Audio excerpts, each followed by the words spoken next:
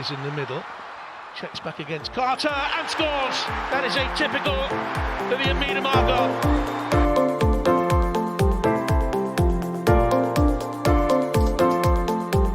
Quickly gets it back again. Oh, what a goal! Well, that sums up her season.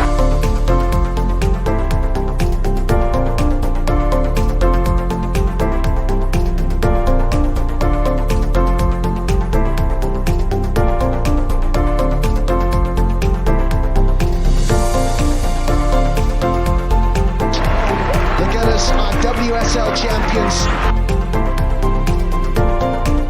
Well, that's it, everyone. The season is officially over. You can hang up your Arsenal tops, put your scarves away, file your programmes away for another season. The WSL 2023-24 is over. What started for us, the Youth Champions League qualifiers in early September over in Linköping, has ended in Bournemouth, Meadow Park, saying goodbye to one of our finest ever strikers. It's been a heck of a rollercoaster, I think we can all agree. And over the coming two-parter episode, we're going to be reviewing everything to its minutest detail here on the Vic Akers Wonderland podcast. I'm joined once again by my co-conspirators, the magnificent Matt in the Hat. Matt, how are you? I'm all right, thank you. It's lovely and sunny outside, but I'm stuck inside doing the pod. But I'd rather be doing it with no one else but you, lovely lot. Well, You saved yourself there. You saved that, Matt, because I did wonder where you were going with that one. Yes, it is very sunny, and I'm certainly feeling it in the flat in Kent down here. Lottie, lovely Lottie, how about you? How are things going for you? Right, so do you guys want the bad news or the good news? We'll get the bad. Well, as per how this review is going to go, we can get the bad news out the way first. So, what's the bad news? Unfortunately, I've joined the MCL club with Leah Volti. I've actually done my MCL, so I've got a grade 1, and it's just going to be a long few weeks of recovery, really. Is that how many grades are there? Is it? I think there's 3. And I'm on one of the better ones that doesn't need surgery. Good. That's what I mean. It's not a bad grade 1 is. No, although bad. It feels bad. I'm not going to lie to you. It's bloody painful, but yeah. And the good news? Oh, I'm all good other than that. Oh, right. So the good news is that you're on the pod with us. Well, yeah, pretty much. You're stuck with me. You should know that by now. Hey, it is always a pleasure to be stuck with the pair of you talking about the Arsenal women, and there is so much to discuss. So much, in fact, that we're not even going to do an icebreaker because the pod is just going to be filled with them. We're going to go straight in. Apart from the fact that whilst we were off air, there was a small matter of an international break, and I don't know if any of you were watching it, but the Lionesses played 2 games against France, and they lost the home game at St James's Park, and then I think it's, to be fair, one away in France. One of the best performances I've seen the Lionesses put together since probably the Euros, maybe even. Absolutely, and the first time since 1973 we've done it in France. So just a quick shout out from the pair of you. I mean, did you watch both matches? What do you think of England? Because they played the same team, they made the same subs. The Mary Earps, Hannah Hampton one was obviously aside. What do you think of England? I was actually at St James's Park for that first game, so unfortunately, it was really weird the way it went, because that first couple of minutes, obviously with Mary Earps, you didn't know what was going on. You don't usually go down unless you've heard something properly, and the second time she went down, that was it. You knew she was coming off. Yeah. And I think that unfortunately was the difference in the end. But it did feel very flat. It felt flat from the crowd. It felt flat just in general. I don't know if that took out a lot of the fans, but when we did go 1-0 up, Beth Mead scoring coming from the northeast, that was a bit of a good thing for her to get, although it was on rival territory. But yeah, just in general, it felt like that second, the reverse fixture actually felt like they came about and just made sure to correct everything that went wrong from St James's Park. Lottie, did you get a chance to catch you for the games? Sorry. I watched like the last half hour of the first game, and I was like, what the hell am I watching? This is really bad. This is not the standard that we're used to. Call me spoiled, but you've been an England fan. You've got an expectation of how things should play and play out, sort of thing. I know France are no one to kind of turn your nose up to. There's a reason why they're, I think, are they second in the world and we're third? Or is I it think it's something like we're second and third. I can't remember which round it is, but I'd yeah, imagine we're ahead of there's them. a reason but, why they're up there with us. Yeah. And you just look across the caliber of players they've got, and you can appreciate the talents that's there. But at the same time, you look at our team, and it's like a level playing field for me. So it can go either way. Did watch the second game. Absolutely enjoyed that. Ruto's hold-up play, smart pass over to Lauren Hemp, and then Georgia Stanway outside the box, straight in. I love those kind of goals. But yeah, it was just nice to see Georgia Stanway not so quiet. She was very quiet in that last half hour of that game on Friday. Yeah. So Did feel like she'd been unleashed. She shut her critics up, that's for sure. Were you scared at all last few minutes? Hannah Hampton making that very late save because it all looked like it was going to go wrong. There was a big moment coming from her, and I thought it would be the penalty save, and it was like, no, it's not. And then that moment happened, and it's like, yeah, that's the big moment. That's why she's with England. Although I am firmly in Barry Earps' camp when it comes to goalkeepers. Because that was my follow-up question before we move on. Next England camp, do you think it's Earps back in the sticks, or do you think Hampton should? Depends on her injury. I don't know what it is exactly, but it depends on how quickly she recovers from that and gets back in the sticks. Because I know who my number one is. It's someone I can rely on. Whereas Hannah Hampton's great; she's number one at Chelsea, perfect. But I don't think she's ready for the international stage personally. Although she needs the opportunity, so damned if you do, damned if you don't, sort of thing. Well, Serena seemed to indicate that the injury wouldn't be serious. Should shout out in terms of the injury front, there was one big injury scare, and that is Victoria Pelova limped off for a game in the Netherlands game. So far, we're told it's a knee injury. We don't know what that knee injury is, and unfortunately, when injuries like this happen, the other three letters, Lottie, do get mentioned, and it come up. No one really knows what it is, but everyone's all a bit sort of nervous. So wishing Pelova all the best, and hopefully it's nothing major, and she makes a recovery in time for next season. So we're going to go into the season, and I just want your opinion on the season as a whole. So not just Arsenal seasons, but the entirety of the WSL, and maybe by extension the other competitions. Chelsea won again, but it was a bit of a close run thing because once again it went down to the final day. It was decided on goal difference. Is that how you thought it was going to go, or were you surprised that Man City managed to make a game of it, considering last season they were fourth? Do you think they bottled it, or how did you sort of see the season going down? It seems to be one of these things where the WSL thrives on is Chelsea against someone. In these races, usually it starts off with 3 or 4. You get one of them that will drop off. Usually it's Man United, and then you got the last 3, and it's just a case of making sure that you don't become the one that ends up losing the most. And unfortunately, it didn't go the way any of us hoped. I think a lot of us were thinking we were going to get the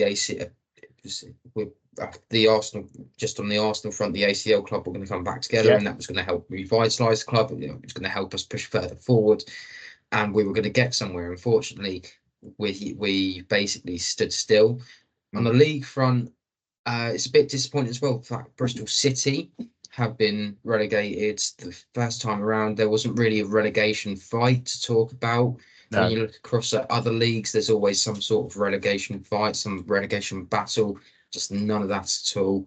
That's nothing against Bristol City. It was just the fact that West Ham and some of the other teams went and got their business done and dusted, and that was that in that winter transfer window, and that seemed to be enough. And it's a bit of an unfortunate playing field if you're at the bottom at the moment and you can't move away and you've got West Ham that can basically pull international players because they've got that London location.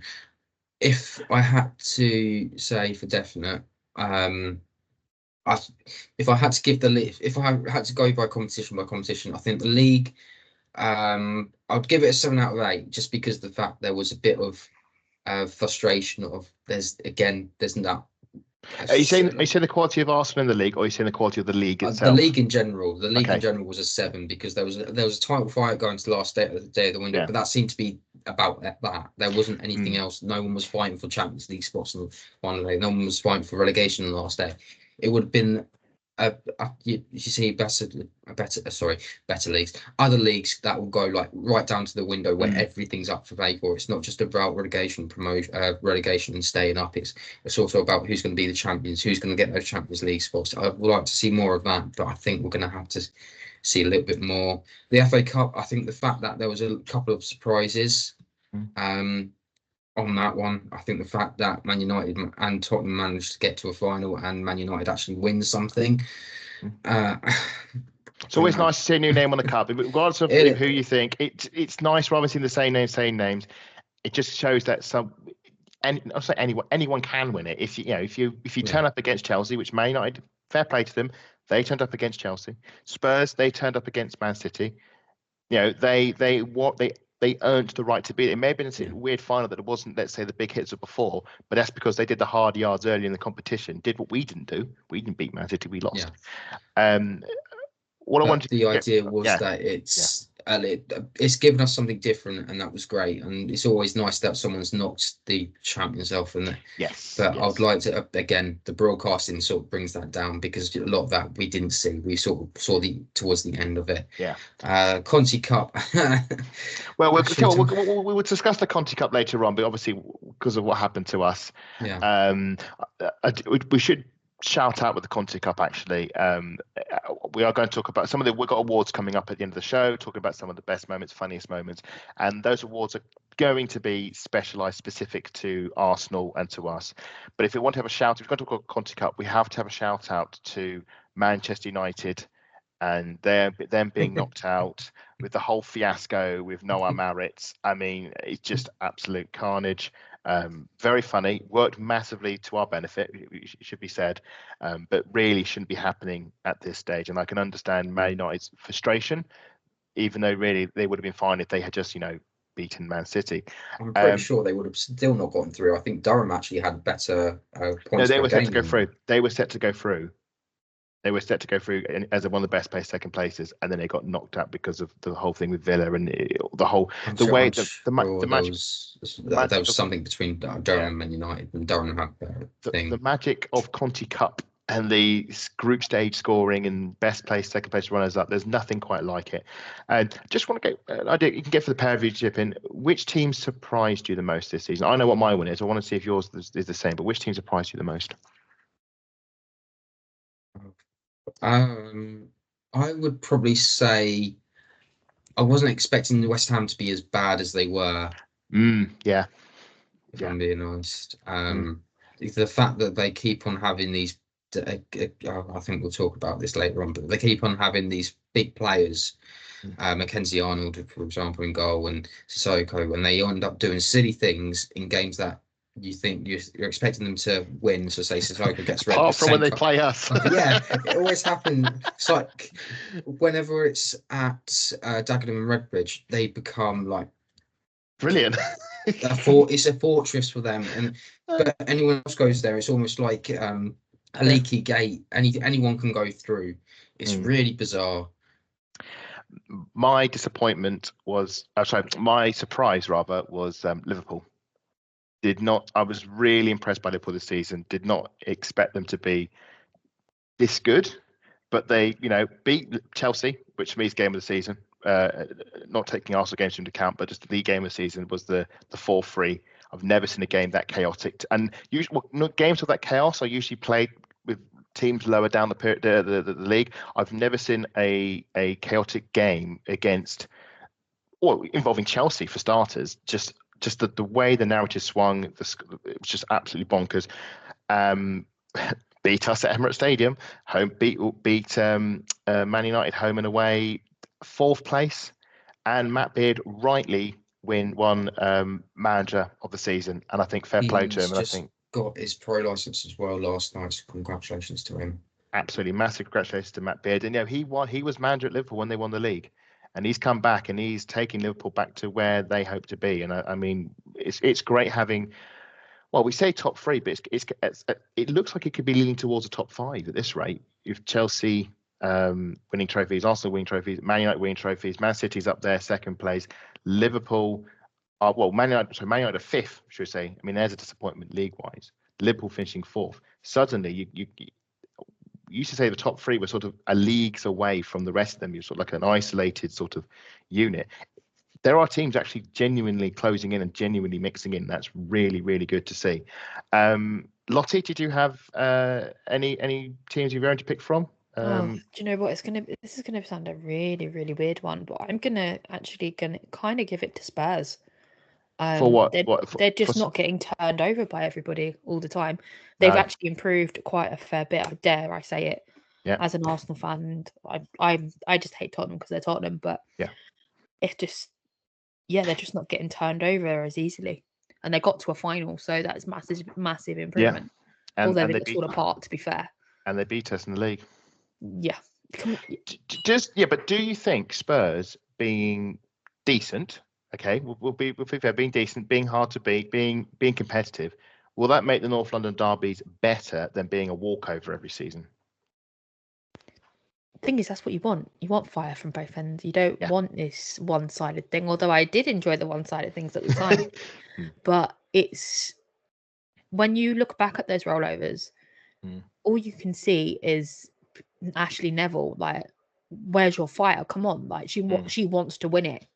Yeah, and you look back at like the fights and things, and it's just like, this is what we want, but we want it through your football, not because you're standing there squabbling. And disappointment. Which team disappointed you? I mean, I think I can guess where it should be because you've mentioned it enough. But what was your disappointing team of the season? Do you know what? Brighton. Really disappointed. They started off fairly strong, and it just kind of went downhill. I mean, Elizabeth Turland joined them, and they were off. I was going to say I don't know if I can't recall if I've actually mentioned disappointment yet, but I'm going to give a shout out to Aston Villa.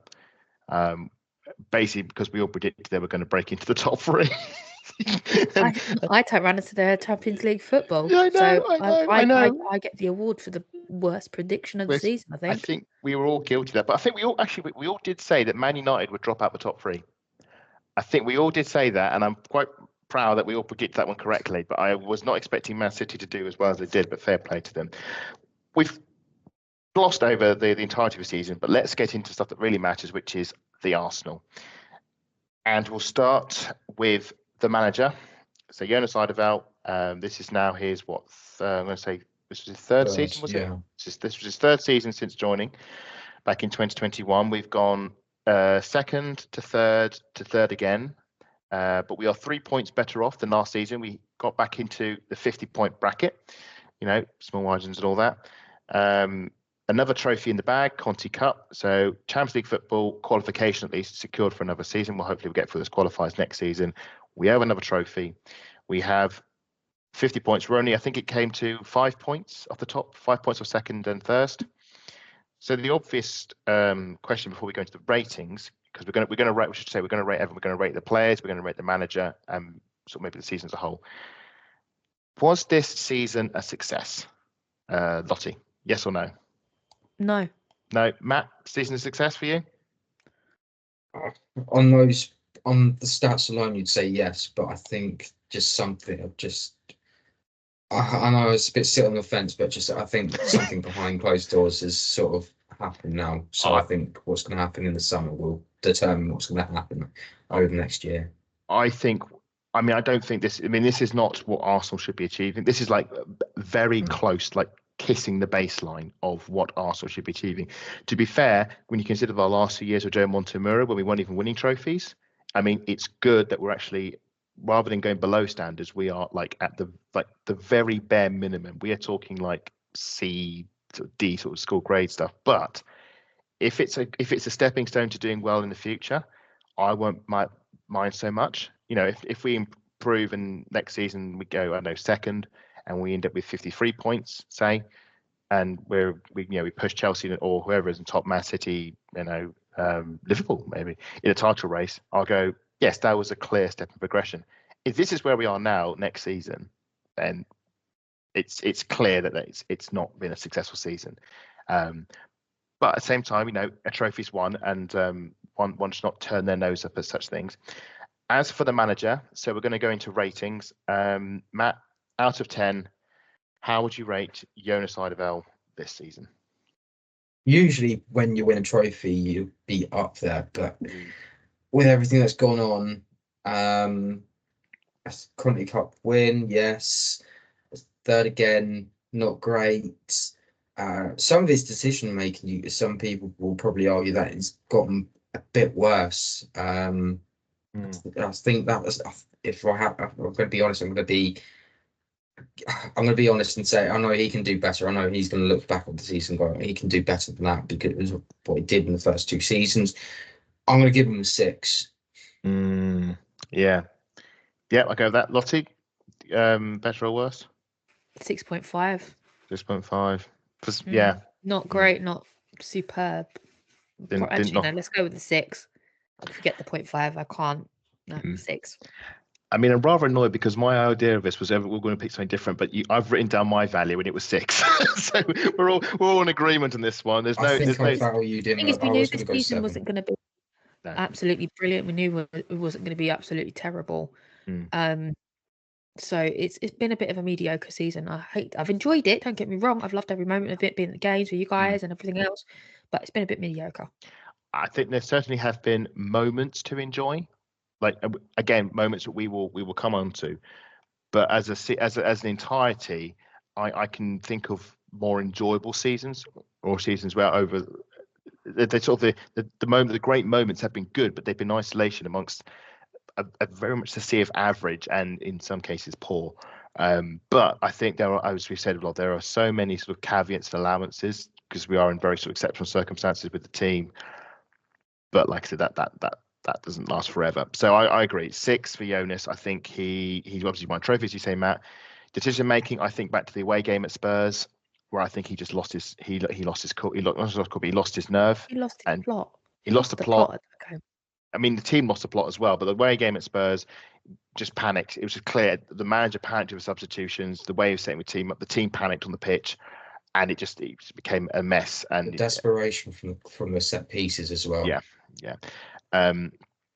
So we will go on to the signings, and we should be quite clear about this because we're going to talk about later on about signing off the season and talk about how good the players are. So to distinguish from that, we're going to rate the signings of whether they were brilliant or whether they're bust. And the criteria is simply how our expectations were. So mine, Matt, Lottie, how we expected the player, and how the expectation panned out.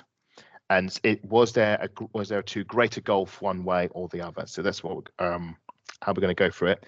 So we're going to go in signing order. So first up is Amanda Ilestead. Arrived one of the first signings, I think it was, arrived us in summer. Experienced defender. We knew we needed defenders because we'd lost Leah Williamson to injury, to an ACL. We knew we needed cover there, and obviously Rafaeli going away to was it Orlando Pride name, was it? She went to in the end, off to the States. So we knew we were short in defence. We basically just had Yen Beattie and Lotte Moy. So Amanda Ilestead comes in. Lottie, good or bad? Brilliant or bust? Brilliant and good. And did you want a rating for her?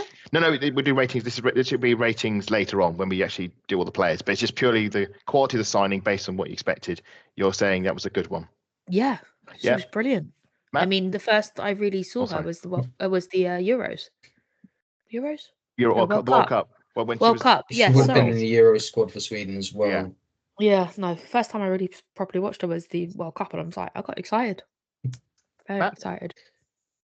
I have to agree, and the reason being is that not only because I got the name on the back of the shirt, but she was just fantastic to watch in that World Cup. The amount of time you don't see many times a defender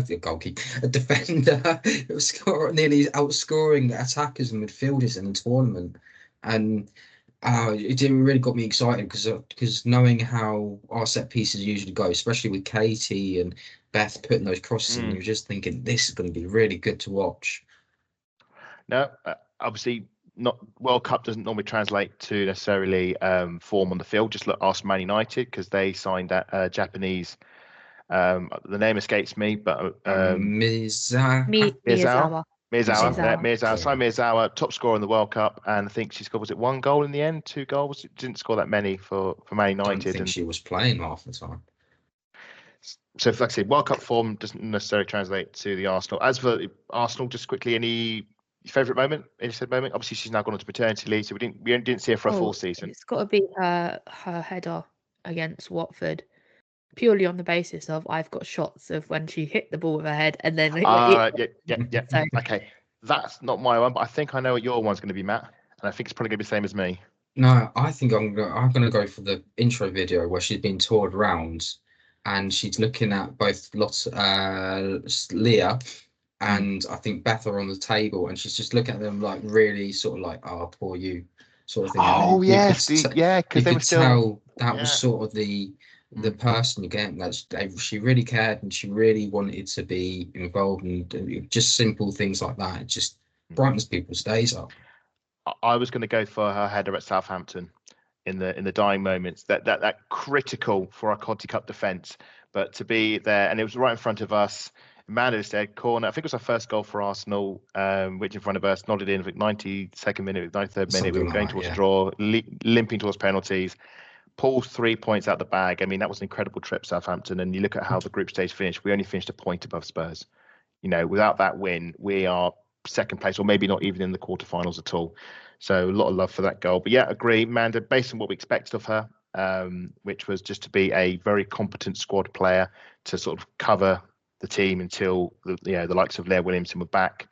I think at the start, it took a while to forge that partnership with Lottie Moy, but it did get going and was relatively sort of strong enough, should we say, until Leah Williamson came back in. So I was happy with that one. The next signing we knew was going to happen in the winter window. Obviously didn't happen, but it happened this summer, and that was, of course, Chloe Lacasse, signed from Benfica, a pacey winger to sort of come in to be alternative to Mead while Mead was out of her ACL. We didn't really have any wing options. You think back to last season, we were playing back threes, we were playing Pullover on the wing, or McCabe as a right winger. Chloe Lacasse finally made her arrival.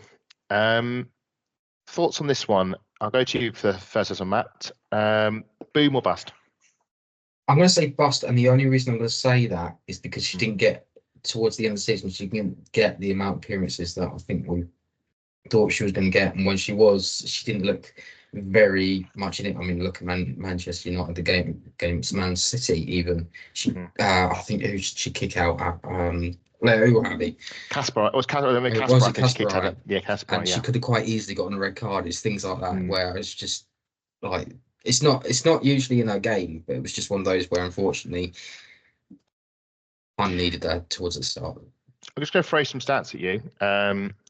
Do you know how many goals? And we're going to come back to this obviously when we go for the players, but just quickly, do you know how many goals she scored this season? I'm going to go for 6. In all competitions? Yeah. 6. 5. I was one short. How many? Nice to let me answer that one. Thanks. I would have got that right. Well, Lottie, how many? Who did she? How many goals she scored with WSL, and who did she score against? She's done it twice against Man United. Yep. Home and away. Yep. I think she scored 2 more after that. She scored 1 goal against Leicester, and then the other 2 in the Conti Cup against London Sea Lionesses. I agree. I mean, Lottie, boom or bust? Somewhere in the middle for her. Purely on the minutes that she's got. I can't say it was a rubbish right, season. Okay. I got can we just away goals. I wanted to spell this. I wanted to spell this myth right. Okay, if I told you that Chloe Lacasse played 1 game less than Stina Blackstenius in all competitions. Bust. I'm the same, bust. And I'm really sad because I really wanted this one to work, and I was really excited by Chloe Lacasse. Seen some of the clips of her playing at Benfica, for example, so in the Champions League, and I saw that the amazing goal she scored at Man United. I know that she probably wasn't playing maybe in the right position. We had played a right wing back, I think, at a while. We were playing some very odd formations, back fives, back threes, trying to, as we were trying to get the players back and trying to get the players up to speed. I really expected more of Chloe Lacasse. I think her last goal of the season was, I think it was the Man United home game. I think it was that, unless I can't remember which way around, if it was London City Lionesses or Man United. I can't remember which way around those games were. But certainly her last. It's been London City Lionesses after United. Was it? Okay. In which case, the LCL game was the last goal of the season. But the WSL, certainly, it was that goal against Man United, which is great. It's great that you got a player that's really good against one team, which is quite handy.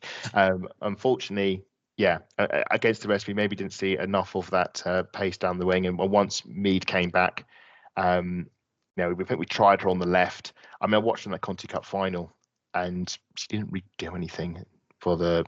She started that game, and I think Ford came on for it, and then she had a better second half, better game from her. Okay, the next one, probably the most high-profile signing of the window, Alessia Russo, another signing that we all thought was heavily suggested in the winter, and then eventually came through in the summer. We were all nervous, may not happen. A lot of hype, probably the most hyped Arsenal signing I could ever think of, Arsenal women's signing, just in terms of the sort of a snowball of emotion, of excitement around this player coming. Then, arriving, a massive announcement video. I think it's been shown. I think Arseblog have spoken about how like the clicks and likes and sharing of that story is comparable to that of Declan Rice's arrival. Goes to the World Cup, scores some great goals, some really important goals. Boom or bust, Lottie? Boom, boom, boom. Boom. Oh, mate, she's just one of those high profile signings, just what you want. And she's come on leaps and bounds since she joined us in the summer. Yep. And it just fills my heart with joy that she's ours and she doesn't belong to Man United anymore. It's brilliant. Okay. Matt? Boom. There's lots of reasons why, and I know you said that this might be Declan Rice, but I would actually argue this is the Sol Campbell signing, and I remember mentioning this, and the fact you're getting a player of that quality from someone again for free. She's got the opportunities to go and win trophies that she might not ever get the opportunity to actually have stayed at Man United. And you look at a best goal scoring record since she's been in the WSL. I think she's even got a better assist record as well. I think she's going to be a great player, and hopefully that's a sign of things to come. Right. Well, I'm going to go controversial here, and I'm going to say bust. And the reason, what? Yes, and the reason, and this is why I said by my criteria at the moment, Russo's been good for us this season. And I'll say this: if Chloe Lacasse had the stats that Russo had this season, I'd have said Chloe Lacasse was a boom, a brilliant signing. But the problem with Russo, and it's not Russo's fault, is the hype was so big going into her arrival, and I think it took her too long to get up to speed of how Arsenal want to play and how Arsenal want to use her as a striker. We saw a lot of games in the first half of the season where she would wander into midfield. We saw a lot. She didn't. There's a lot of variables that depend on that. So I'm disagreeing with you big time. I wasn't disagreeing. I think what happened at the beginning of the season and how quickly it kicked off after the World Cup. That's unfair. I think if you look at the last few games of the season, she's been brilliant, and that is the Russo I really want to see. I think she's got 6 goals in the last 6 games or something like that. Just a really strong goal return at the tail end of the season, where sadly it was meaningless. My hope is, if that's the Russo we're going to get next season, we're going to be unbelievable, and I cannot wait for that. And we saw Russo for England against France, brilliant. I want that Russo, playing for England, playing for Arsenal next season, and will be electric. I see what you mean, Adam. Unfortunately, it's just taken 20 games to get there, or 15 games to get there, and I think there was a lot of moments, especially against low blocks, like away at Spurs and like away. I know she scored a game away with West Ham, but there was a lot of moments that slipped past. And I think I remember speaking to someone in the pub about this: was the idea of signing Russo better than signing Russo herself?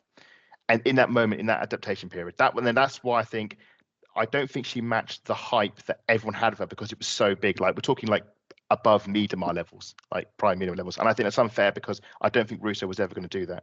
But I do think that Beth Mead was one of the problems, because she had that ACL. She didn't come back until October, and that's why she didn't settle as quickly. I agree. I don't think the team was ready for her either. I think she didn't get the chance to be the player that we were hoping to see. And I think this will be a delayed effect signing. And I think we will see next season, if we were to judge Russo by what, again, I'm glancing way into the future, into the mist of time. If Russo has an amazing season next season and knocks in, I don't know, 20 goals, I think we'll go on to goal scorers later, but she knows it gets 20 goals in all competitions or 25 goals in all competitions. We'll look back for a signing and say this was an absolute boom of a signing. And I think we haven't quite seen Russo fully in, as we see with some of the other signs we get to. That's my feeling on it, but I know it's a very deliberate hot take. We'll move on to the next signing, which is Lottie. Matt, boom or bust? I'm going to say bust, but I have a feeling that's going to change further down the line. Cool. Yeah, okay, that's fair enough. Matt, Lottie, boom or bust? Bust, purely on the basis I haven't seen enough of her and how she fits.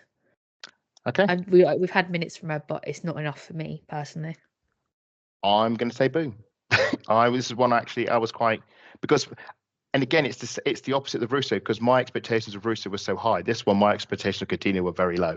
So this is again this is why I say my rating is my expectations. I wasn't expecting massive things of Coutinho because I hadn't seen much of her, apart from the fact that she scored an own goal from the halfway line at the World Cup. Which not her fault, to be honest. Not her fault, but yeah, that's what made my expectations kind of low for her. I was like, and I think for me it was just the appearances. She didn't get that many appearances. It was about 15 all season, so not enough to judge someone to say. No, and I think she did score on that same. I think it was Switzerland, was it? But she scored in that game as well at the right end of the pitch as well. So I think she did sort of save herself. Obviously came from Barcelona, and I'd heard from her time Barcelona that she was very error prone, wasn't great. Some expressions were low. Saw that a couple of times at the Emirates and in the Southampton game as well. And away at Bristol City. But I was really impressed with how she definitely grew throughout the season and became a key part of our defence by the end of it. She was in some major games. I think I remember the Man United game at home, bit wobbly first 5 minutes, and then brilliant. And then the Conti Cup final came on for Leah Williamson when her knee went. Her knee was a bit funny, came in, slotted in, brilliant. And I'm also doing this not just because I think she was a decent signing. I'm doing this despite Flo Lloyd-Hughes, who has made it her personal mission to say that Cadena was a bad signing. And what on earth are Arsenal thinking about? So this is a sort of a metaphorical two fingers up to that notion. And I know she's done it to wind up Arsenal fans, and I'll gladly bite on that thread. I think she's been a decent signing, and I think she's been a more decent signing than I thought she was going to be. I remember the games in the Conti Cup when she had to be partnered with Yen Beattie in the back four.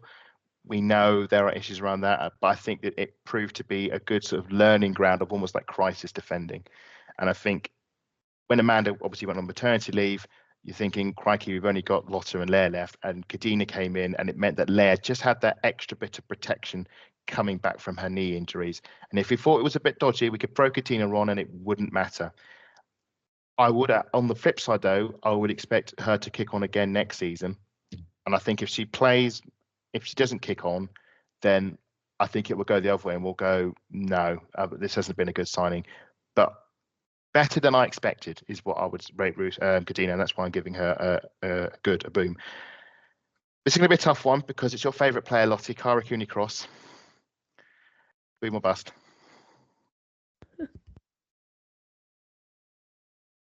She's on mute. She's on mute. Oh no. No. Oh God. I keep doing this, by the way. I did this yesterday as well. For me personally, really disappointed. Yeah. It's a bust for me. She didn't get enough minutes. I mean, I don't know what she was thinking when she played at White Hart Lane at all. Taking that strike, and I was just like, no, please don't. But yeah, really disappointed. She played 23 games in all competitions. No, I can go along with that sentiment. Matt, boom or bust? When she came in, I think there was minimum there was a little bit more of an expectation because of how she performed. But towards the end of the season, we got to see that Cara Cooney-Cross that was there at the World Cup. So there's. I would like to say this time next season, I would like to say that it's going to be a boom, but for now, it's definitely a bust. I agree. I'm saying for now, my opinion is a nay. It is a bust. purely because based on what we have seen so far in this season, I think again, like Russo, we will see the best of her next season. And I think with Kyra, you're seeing you sort of whisper sort of glimpses of what she can do. And I think back to that pass in the cup final on the counter attack, the way she whipped that ball around with the fence. Yeah, it's also the performance against her first performance against Spurs in the cup on midweek. That was that was magnificent. We and then you look at yeah. Saturday, and it's like you slipped on a big banana skin there. Yeah, we haven't seen enough of that Kyra. I just want to get a quick check of her profile. Yeah, so she is one of our younger players. She's 22. She's raw. So you're going to get this inconsistency with players in that point of their development. I think she's a player of high potential, but she hasn't fulfilled that yet. I think we've seen moments of that. I said that, the game against Spurs and the 3-0 draw, the Conti Cup game, brilliant. In the cup final, came off the bench to shore up our midfield, and some really good passes. When you see the passes you're putting on, thinking that is what we need. But then I think back to the Man City game away, a tough place to go, be thinking, right, here's a chance to re-express yourself, and she was invisible for most of it. And the only bit you saw was like a tackle she made just before she was subbed off. So she is a sadly bust at the moment. That's not to say that she's by all means a bad player. And I think we're going to see with a lot of these players, they are not here for the now. They are there to grow into the coming seasons. So, and when we talk about them individually, we'll probably have a different view on it. 2 more signings to go, and they are both our winter signings. So, Emily Fox, I think we can have very much a resounding view on this one. I think we're all going to agree on this one. Matt, I'll go first, and you, Emily Fox. I think we're all going to say boom, aren't we? So, yeah, it's just the fact she played so well.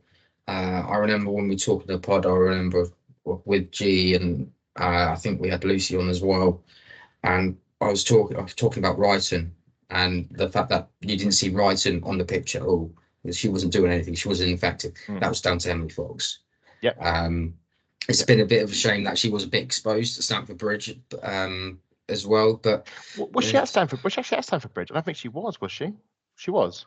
Because we had the Gold Cup on, so we had McCabe at right back. No, she wasn't at Stamford Bridge.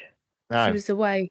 That was the problem. Sorry, that was my So that would be one of the reasons. Yes, so it was. But what game was I thinking of then? Conti Cup. I don't know. It would have been probably one of the ones we lost, and she wasn't there. She was just in the wrong place at the wrong time. Maybe I might have been. No, it wouldn't have been West Ham. But yeah, she's been a fantastic player, and yeah, long may it continue. I'll be interested to see how this will affect Laurel when she's 100% back. We'll come to that in a bit. Lottie, same for you, boom or bust?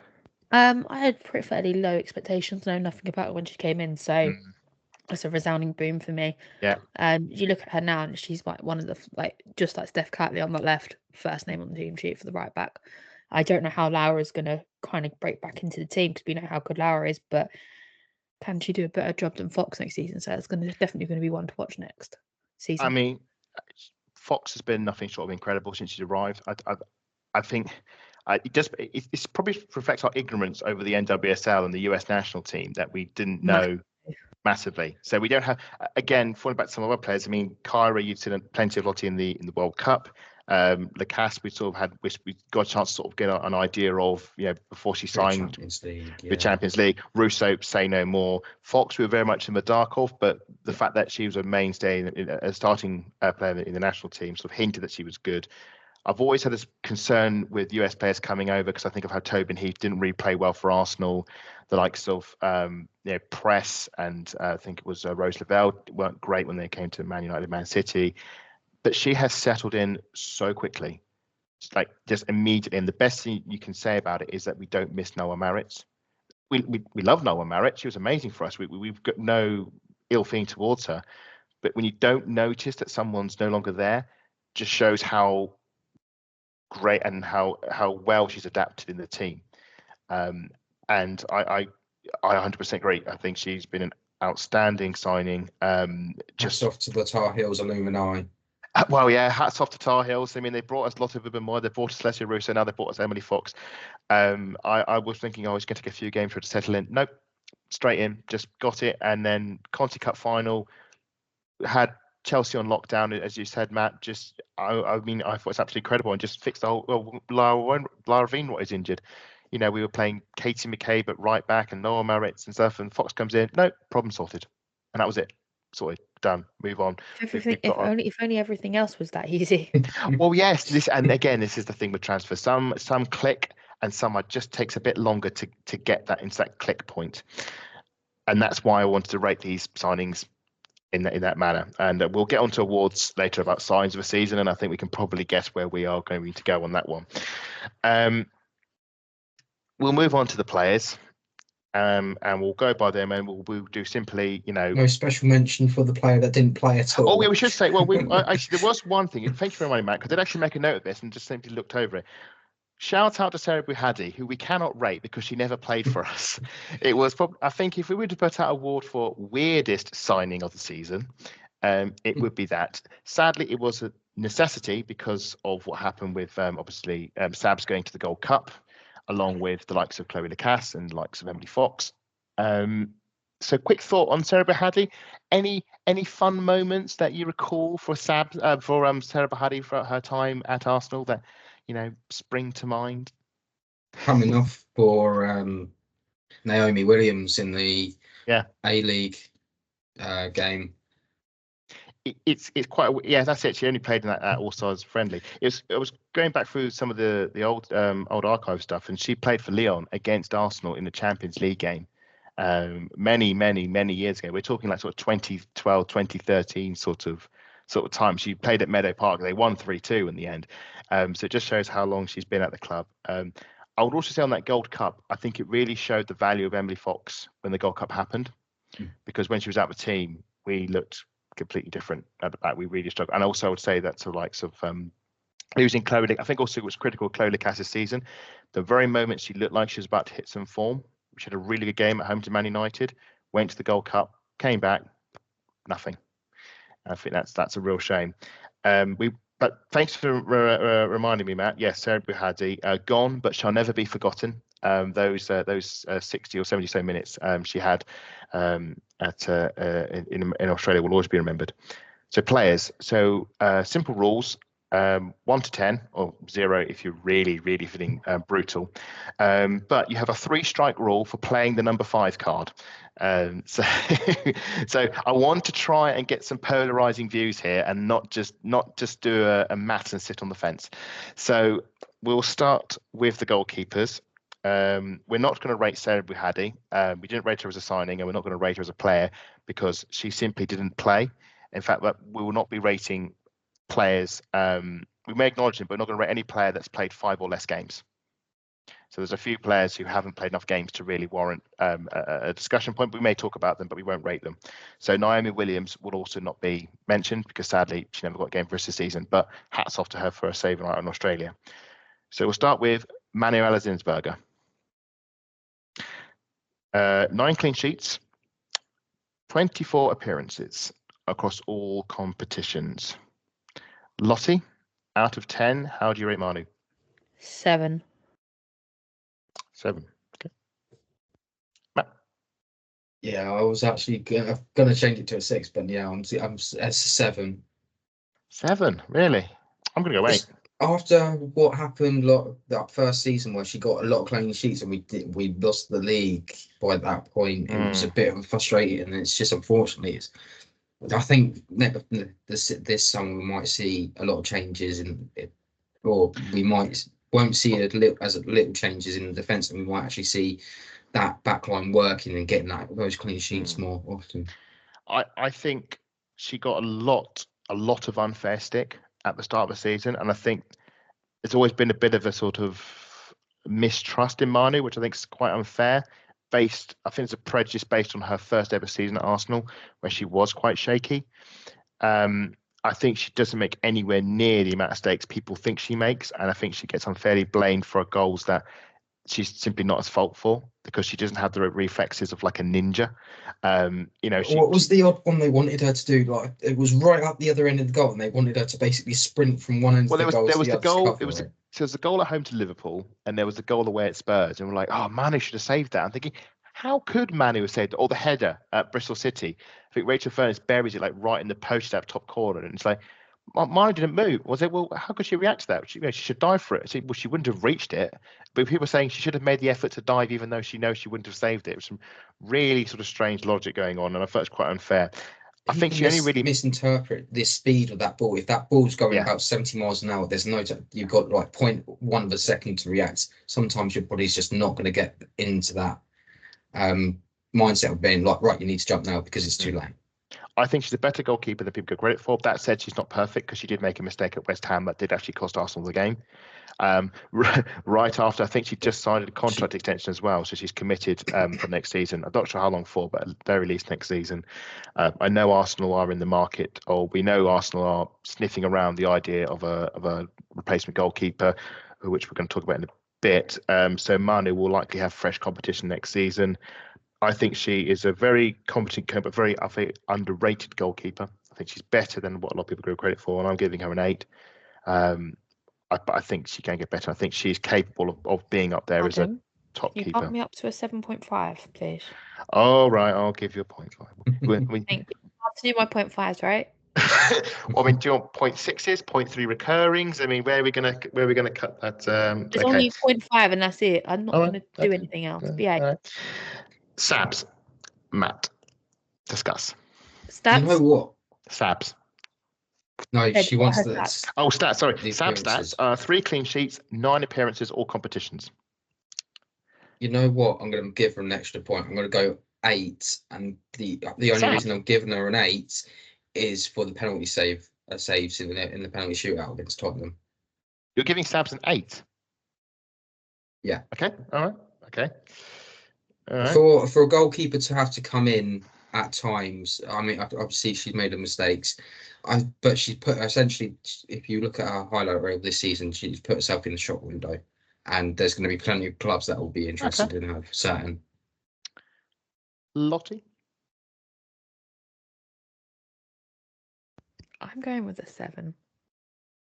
Again, purely on the basis of she's got so much time for the fans as well. She got mobbed outside the Emirates 3 times this season, and she stood there and took pictures with everybody, even when players like Laia Codina walked off. Yeah, even Amanda did as well. So I'm gonna go with 7. Okay. Well, my feelings towards players isn't bribed or swayed by sentiment. So I'm not this early on. this early in the rankings. I'm not willing to play my 5 card just yet. So I'm giving her a 6. And my reason simply being is last season it looked like it was going to be a head-to-head battle between her and Manu for the number 1 shirt, and whoever and different keepers will be used in different situations. I think the moment her Arsenal career ended was when she lost that track of the ball when Leah Galton was chasing her down at the LSV and she swiped fresh air. And I look at that and I just thought, no, sorry, that's no. And she barely got a look. I think she got maybe 2 other league games after that. Maybe she got 3. I think she got, there was United at home. United at home, and then she had the 2 at the end at the tail of the season, and she was relegated to being a cup keeper basically, and not even like only the group stage of the Conti Cup. She didn't play the knockout rounds.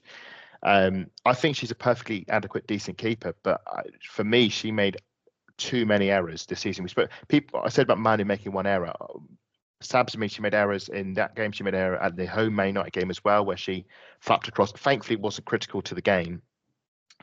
I think the fact that she wasn't playing anywhere near enough as she could have been leads me to think that Jonas didn't think that she could, challenge Manu as she could anymore. She says she's out of contract and she's now left the club. Also looking to bring in a fresh keeper to come in. We know that's probably going to be definitely Von Domselaar. That's what the rumours are. Wait to see if it all pans out. If it pans out as we expect, but we do need a new substitute keeper. And the fact that Sabs hasn't been kept on next season kind of senses where I think her season went this time around. Again, lovely player, great charm. I mean, a lot of time with the fans. The fans got a lot of time for her. Much loved, but I don't think she's had anywhere near the quality of season that she could have had. And I think it comes down to that LSV game was her moment. On her as well, I'm sure she's got the same amount of appearances that Lydia Williams has for Arsenal. 14. Over the entirety of her stay at Arsenal. I think it's like 14. Possible, because that's now a season and a half she's had. Yeah. At Arsenal now. So I think Lydia had 2 years. But Sabs did play a few games. I mean, it shows probably as a signing you could maybe question now, because we signed Kaylin Marquez purely as a stopgap until we could sign Sabs, and now we've let her go almost as quickly. So there was a desperation to acquire her in the winter, and now we've sadly dispensed with her. So no, sorry Sabs, but it's a 6 from me, and it would be nice if we saw more of you, but it wasn't to be. We shall move on for the case for the defence, and quite a lot of defenders to get through, because there were players that left us in January and there were players that came to us in January. So we'll start with an easy one, which is we spoke about her earlier, Emily Fox. Out of 10, what are you rating her for half a season? Solid 10. Solid 10, okay. Matt? I'll go 7. I think there's more room for improvement. 7? Yeah. Okay. I'm going to go for a 9. I think she has been outstanding for us. I'm not in... I think because we've only got half a season, I'm not going to give her full marks. I want to see how she copes over a whole WSL season. I think in the if I would say this was like the preview for what we're going to get from her, I'm very, very, very excited about her. But I don't think she could have done anything more to impress. My only downside is the fact that she was obviously absent for the cup, and we didn't get to see her from the start of the season. If we could have had Emily Fox from the start of the season, I do think we could have probably maybe got a few more points out of those early games. There's some of those silly drop points. I think Spurs, I think Man United away, I think Liverpool at home. I think defensively we would have been so much tighter, and we wouldn't have to mess about with back threes and left wingers at right back and all that sort of stuff. We would have Emily Fox there, and things would have been a lot more leveled. Would be a 10, if not just simply because we didn't see a half of her. But we did kind of go into Fox in depth, so I don't want to linger too much on her. 13 appearances on all competitions. Just want to get a Fox goal. That's what I really want to see. An Emily Fox goal. That'll get the crowd going. Next one, again, another easy one. Lottie Wibben-Moy. Matt. I think it's going to be the 10 for me. 10. Okay. Lottie. I'm using my second 10. I can't go for it. You're playing the 10. Okay. I'm going to agree with you. I'm going to say 10. I have been staggered by Lottie Wibben-Moy this season. I think back to that game at Wolfsburg, that mistake at that level against that opposition at that point of the season could destroy a player, and it's only seemed to have made her stronger. Won the supporters player of the season, just at a time when our defense was in complete chaos all season. She was just this one sort of sole, sort of fixed anchor of constant in that team, and did not let the fact that the other defenders were chopping and changing and maybe having not so great days and maybe have had better days, but she was just consistently great all the way through whenever she played. 26 appearances in all competitions, only one off the bench. Matt, any thoughts on Lottie? Any favourite moments? Yes, the block she made against Liverpool last couple of minutes. Liverpool. Villa, yes, Yes, yeah. And she absolutely getting she's up and getting pumped. Everyone else pumped, and it was just like getting a goal for herself as well, which she did plenty of times this season. She did. Do you know how many goals she scored this season? Just out of interest. I'm gonna say it's her shirt number 3. 2. And 1 out today. 1 out. Bad luck, man. Me too. Lottie, any Lotta thoughts? Have you got a lot of them? Well, miracles. You ain't called me Lotta. Miracles. That's my Lotta thoughts at this point. Hey. I think it's the Izzy celebration for me, and it's just yes. It's just she's just so smiley. She makes me happy because she's happy. I can't get enough of Lottie Wibben-Moy. She's amazing. She's an amazing human being. And yes, I'm being sentimental. No, there's nothing wrong with sentiment. I just like that's not what you said about 5 minutes ago. When I'm judging people, when I'm judging footballers on football decisions, I don't let sentiment change. Matt, I caught a fish. I caught a bite. a live one. I'm so impressed with Lottie Wibben-Moy. I love it when I see a player improves. Doesn't just sort of like sustain, They're level across season, but just every season gets better and better and better. And I spoke about Emily Fox and the fact that we didn't notice the loss of Maritz, or the fact that even that Laura was injured. With Lotte being a constant in defence, I wasn't as anxious to see Leah Williamson back. I mean, throughout the whole season, I was waiting for Bethany to get back, and I was waiting for Miedemar to get back because our attack was struggling. I know that there were while there were some defensively wobbly moments, they weren't as bad as they could have been. And I think that's down to Lotte with Moy. And she sort of gave me that sense of calm that it's going to be all right. And I know it's going to be even better because when Leah's back, we can have Leah and Lotte in defence. And I'm for that, I'll be absolutely fine with. But yeah, partner with Amanda Listed, want her up to speed, absolutely fine. Partner with Lycadina, wants her up to speed. But every defence needs about 5 games to get to speed. Just acclimatised to every single player that she was forced to partner with, whether it been a back 3 or a back 4. Can't speak high enough of her. 2 goals. She got a goal. I think it was Conti Cup, wasn't it? Bristol, because we were there for that, wasn't it? It was the near post flick, and that was the celebration you mentioned, Lottie. Hats off to her. Rightfully player of the season, and I can't wait to see what happens next season for her. But just a shame that she was injured on the last few games, because it would be great to give her a proper send off, and sadly missed out on the England camp. But it's great to see that Serena Wiegman isn't ignoring her anymore. There's clearly a player there that's going to be there here for a while. We'll move on to Yen Beattie. Only played half a season with us, was gone in January. Lottie. Solid 7 for me. Solid Absolutely 7. adore Jen. Okay. Matt. I think it was a 6. Just a very Jen Beattie sort of season for her. Unfortunately, those sort of appearances sort of slowly faded away with Leah Codina taking over. Yen Beattie. I'm really, really tempted to give her a 5, but I'm going to hold off. I'm going to hold back on my joker. I'm going to keep it at 6. My feeling is she was. I know she's she's so popular with the fans and such a key member in that team, but she was ultimately a squad player. And you can't only play her at the highest level in the back 3, which limits us. We saw that, I think, in the opening games. We needed her while we tried to get all our other defenders sorted up to speed. We needed Yen Beattie and Lotte with Moy playing, because Cardina, I think, came in slightly injured, wasn't fully up to speed. Amanda was still a bit shaky. I mean, she's a warrior, saved us in that Champions, or almost saved us at Paris FC, gave us one more emergency moment striker, bit of magic that, despite how the game panned out, scored the penalty in the shootout against Spurs. Another great moment. But she left in the winter, and for me, that was the right move for her and the right move for the club. And I'm hoping she's doing fantastic over in the States. But no, she was not what Lotte Wubben-Moy was this season. She wasn't anywhere near that. I wouldn't expect her to be, but she wasn't that. So I'm giving her a 6.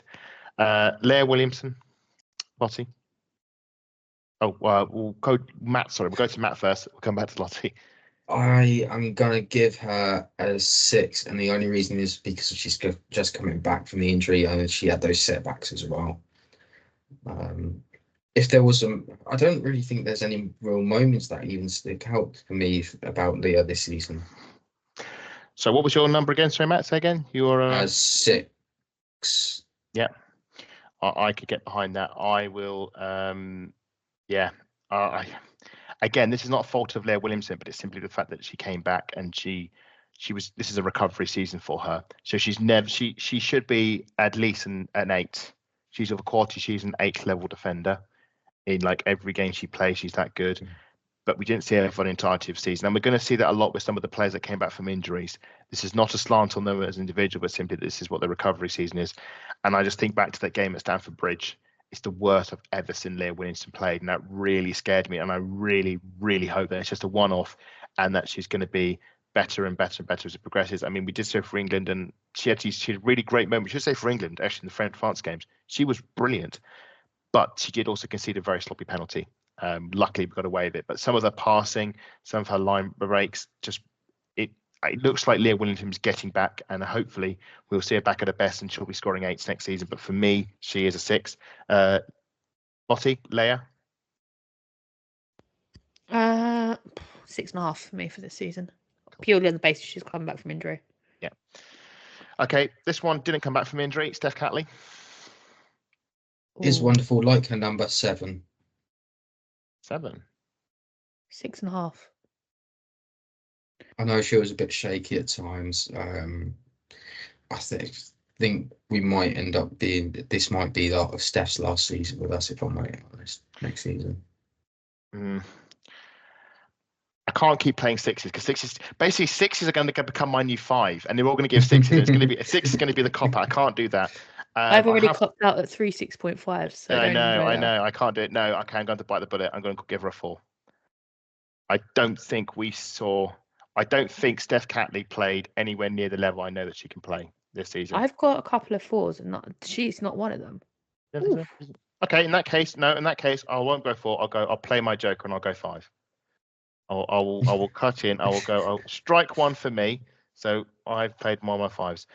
I think Steph Catley is a brilliant left back. I think the World Cup affected a lot of our Australians, and that left side was problematic for us. And I also think back to the Stamford Bridge game and the way that Lauren James just roasted Steph Catley on that level. She just could not cope with what was being thrown at her. I think it was noticeable that towards the second half of the season she became a sub. I think she was a sub in the Conti Cup. I want to say. I think she came off the bench. She wasn't a starter. She became a finisher. So I think next season, if she gets the time off, although we have got an Olympics, hopefully she can find some form again, because I know she's in the group of death. I think she'll be all right. Hopefully, she's a better player than the player we saw this season. I know that for a fact, and I've seen it in the previous seasons. So hopefully we'll see a better Steph Catley. This one should be an easy one. Katie McCabe. Matt. I'm gonna go for me first.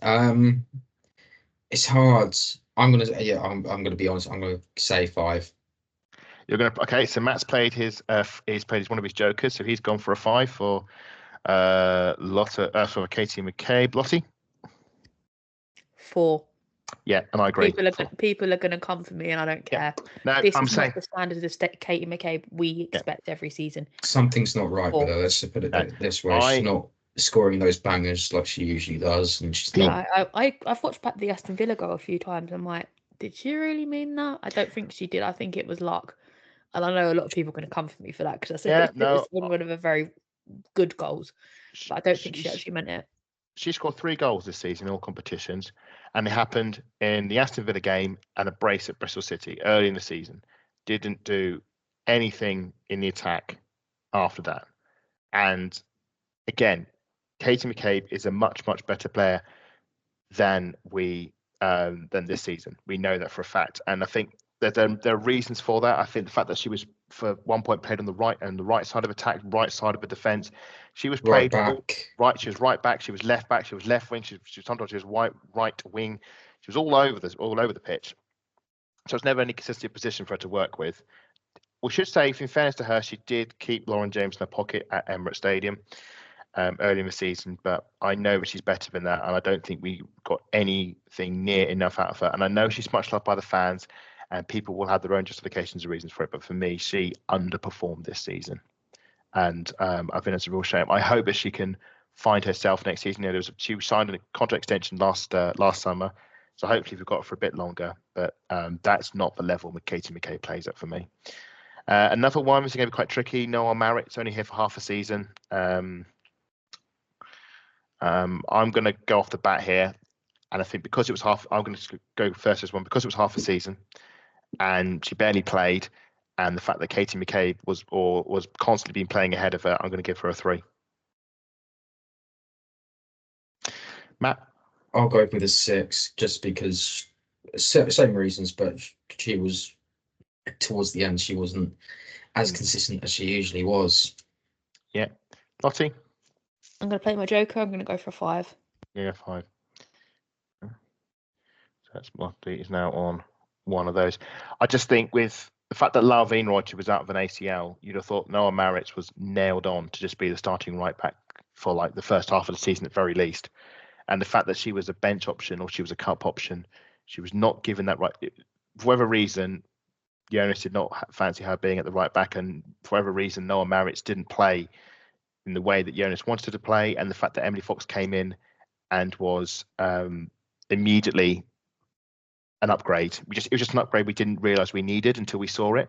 The moment she came in, it was like, yeah, I can see now why Noel Marriage wasn't playing it, and that's a real shame because again, loved the bit. Thought she was amazing, serving for us the club, but again, this season just completely dropped off. Now we're going to skip over Lara Wienreuter because she only played 4 games for us this season, so not enough, anywhere near enough to give her any sort of rating. Just a few thoughts. Excited to see her back. Great to see her back in the team, back from the ACL club. Yeah. Anyone who comes out of that rubbish club is always welcome back with open arms. Yeah. Very excited to see if she can unsettle Emily Fox next season, or how she'll do next season. If I'm honest with you, as much as I love the Fox in the box, I do want to see a bit more Laura. Cool. Laia Cadena. 6 from me. Yes. Yeah, I'll say 6. Okay, so both of you going 6. I'm going 7. Now, this has come with a bit of post-season bias. I always find that players who have a really strong second half of the season mentally, in your mind, rank better than players, let's say, than how they did in the first half of the season. Because the first half of the season, I don't think we saw enough of Cadena, and I don't think she was great in what we saw of her. And I think in the second half of the season, we saw her in quite a few clutch games, critical games, and played well. And for me, that maybe should trend of improvement. We spoke about this a lot with the signing ranking. Don't want to go too often, but that too much.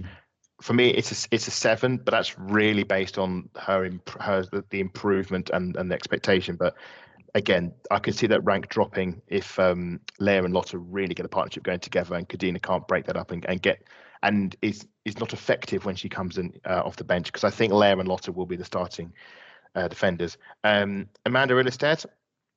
So came in 3 goals this season, 17 appearances in all competitions, but had to season ended early because she's on maternity leave, and obviously we're wishing her all the best with her pregnancy. Lottie, would you want to score on Amanda? I'm going to go with 7. Yep, I can get behind that. Yep, I'm going 7 as well. Let's just say, Matt. I would have given her an 8, but unfortunately she wasn't here for the rest of it. But yeah, it's a 7. Fair enough. No, I agree with that. I think she's kind of benefited the fact that she's been able to escape the season early. So the pool of games, she's played a substantial pool of games, but she hasn't sort of almost been caught and a chance to mess up, if you see, because she's escaped early. A lot of great moments. Amanda got that, obviously, the late goal at Southampton, and got a goal against Chelsea at Emirates Stadium, which I'll always treasure a lot. I don't think she was anything like as good as, say, Lotte Moy was this season. I think she was a bit ropey at times in defence. I think back to those early Champions League games against Linköping and Paris FC, when we looked very sort of sketchy at the back. But it just sadly that just at the moment she was settled and looked a mainstay, she was sadly off. 2 more players before we wrap up this section. Indeed, the first half of the pod: Taya Goldie and Katie Reid. Taya Goldie sadly did not make an appearance this season, but she's now back from the ACL. She's been on the bench a few times. Hopefully we get to see her play next season. And Katie Reid did get a few minutes off the bench. I think it was against Bristol City. And obviously we did see her play amazingly well in the Australian friendly. So quick shout out for the pair of them. Matt, Taya Goldie, excited to hopefully see her next season. Yeah, I'm looking forward to it. I'm looking forward to them both. And maybe we might see a little bit more of what's going to happen next season. Maybe Taya's going to be staying with the club a little bit more. And maybe she'll be knocking on that door potentially on getting some minutes along with Katie Reid. Lottie, Katie Reid, do you think could she do a lot with Moy and grow into this team in the next 5 years or so? I really hope so. I'm quite excited from what I sort of saw. I sort of watched the A-League going back. I'm like, yeah, I've got to see her actually fit into the first team. Yeah. And see how she goes from there. But again, it's about breaking into that first team and going and push and kicking on from there. Absolutely. We two very young, very talented players. The moment maybe not be yet, but if they stick around at Arsenal, it might just come for them, and I do hope it does. We've still got more player ratings to do. We've still got the midfield and the strikers to go, and we've still got the Vic Akers Wonderland season quiz, and we've still got the illustrious, much desired VAW awards. But that's all the time we've got for part 1. If you want to listen to all that and follow all that, make sure to subscribe to our channel, give our pods a follow, give us a like, a comment, and subscribe, and tune in and keep your ears open for part 2. So just quickly before we sign off part 1, Matt, where can we follow the pod and where can we follow you? You can follow the pod on at VAW Pod. You can also follow me at MattLR28. Absolutely. And Lottie, where can we follow you? You can sort of follow me at Lottie_AWC, but I go quiet in the summer, so you're better off following the VAW pod if I'm honest. Absolutely. Do give VAW Pod a follow to keep track of when part 2 of this review comes out. Plenty more stuff to discuss and plenty more stuff for us to be absolutely slated for. And if you do disagree with anything we're saying, do let us know in the comments, because we love to hear what you say about us. So do let us know if there's anything here you disagree with, or indeed maybe even agree with. If you do want to disagree with me, not on YouTube, but on Twitter, you can at AdamSalter4, and I should know about that disagreements because I get quite a lot of them, so it's always good to see them. And if you do enjoy the Arsenal women and are missing out of them now that the season's ended, you can watch clips of the past at the AW archive. And we're going through June at the moment. June's a bit of a quiet month, but stay tuned and keep following, because August, it's all going to kick back in, and there's plenty of games coming up, which I'm sure you're all going to enjoy. But thank you very much for listening, for tuning in. That was part 1 of our 2023-2024 review. Stay tuned and keep your ears open, because part 2 is right around the corner.